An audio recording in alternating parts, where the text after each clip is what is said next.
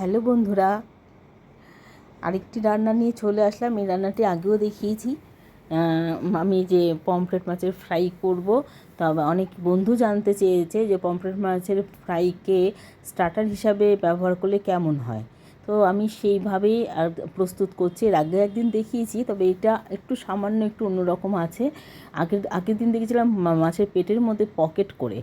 আজকে কিন্তু সেটা দেখাচ্ছি না। আজকে দেখুন, মাছগুলোকে ভালো করে ধুয়ে নিয়ে আগে তারপরে এই যে আমি একটা কাঁটা চামচ দিয়ে এটাকে মাছগুলোকে আর কি দুদিকেই আমি গেঁথে দিচ্ছি। তাতে কী হবে, মাছের ভেতরে যা এই এখন যে ম্যারিনেট করব সকল মশলা কিন্তু মাছের ভেতরে অটোমেটিক ঢুকে যাবে।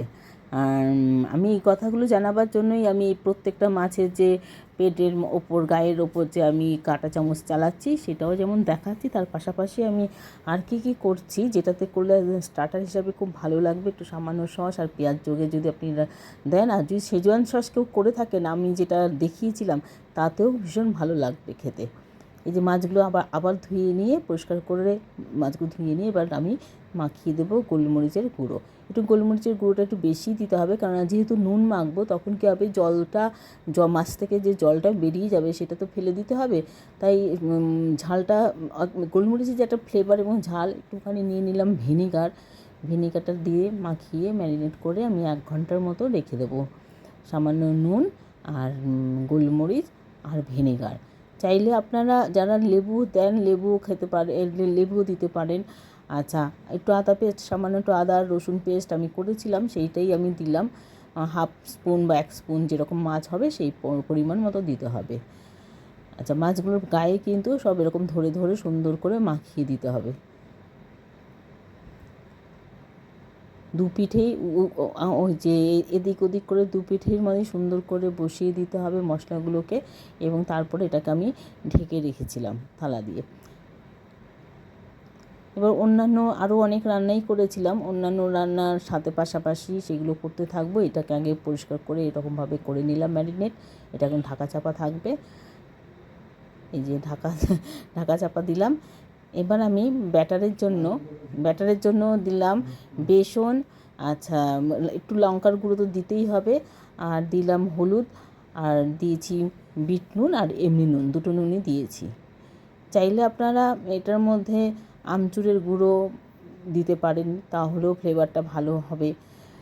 আমি এখানে আর অন্য কিছু ব্যবহার করিনি। একটু রসুন পেঁয়াজের পেস্ট যদি থাকে তাহলে অবশ্যই দেবেন, তাহলে ফ্লেভারটা আরও ভালো লাগবে। এবং অল্প অল্প করে জল নিয়ে এরকম একটা স্মুথ, মানে বেশি কিন্তু পাতলা করলে চলবে না, ব্যাটার গুলিয়ে নিতে হবে।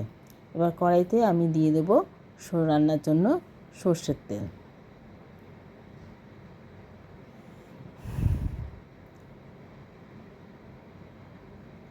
হ্যাঁ, ওই ব্যাটারে কিন্তু আবার ডিমও দেওয়া যায়, কিন্তু আমি ডিম দিইনি। তার কারণ হচ্ছে আমি সেই দিন চিকেনটা করেছিলাম ডিম দিয়ে, ওই একই দিনেরই প্রিপারেশন বলে আমি আর মাছের মধ্যে ব্যাটারের মধ্যে ডিম দিইনি। ডিম দিলেও কিন্তু খুব ভালো ফ্লাফি হয়, দেখতেও ভালো হয়, খেতেও ভালো হয়।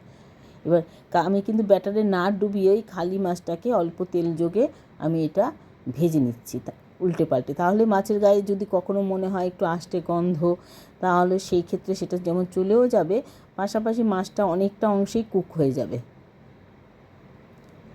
পমফ্রেট মাছ বেশি কড়া করে ভাজার দরকার নেই, তার কারণ হচ্ছে এমনিও পমফ্রেট মাছ কড়া করে ভাজতে নেই।